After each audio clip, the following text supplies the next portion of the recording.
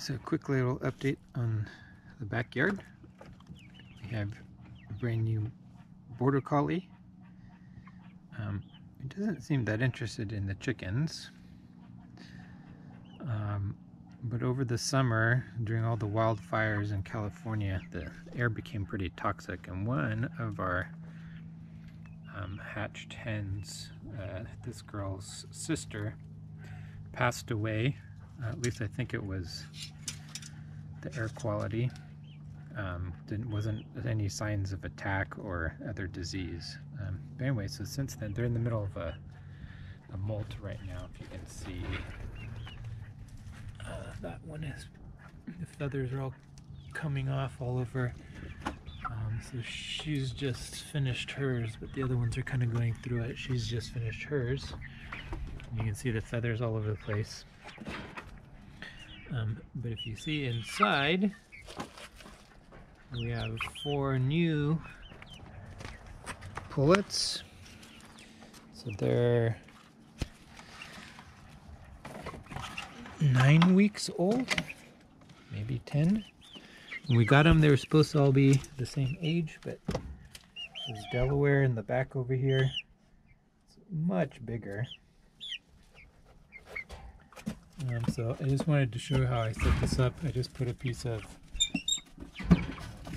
fence wire, some hardware wire in there. The idea is that the 2 sets of birds get used to each other. As the little ones get used to being outside and feather out completely, the older ones won't pick on them. If you saw a minute ago, they do kind of harass each other, but that fence kind of keeps them apart while they get used to each other. And then when they get old enough and they can fend for themselves, probably another couple weeks,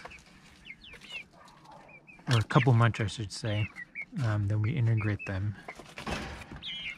So this girl right here, this Delaware, is big enough for sure. I don't know why she grew so fast. But the other ones are not big enough, and I want to keep them all the same. But yeah, so I just keep this door back, clean out door open, so there's a little bit of airflow, and so I can monitor what they're doing. I can hear them if they start freaking out. So they have their starter crumble, and then they have their own water.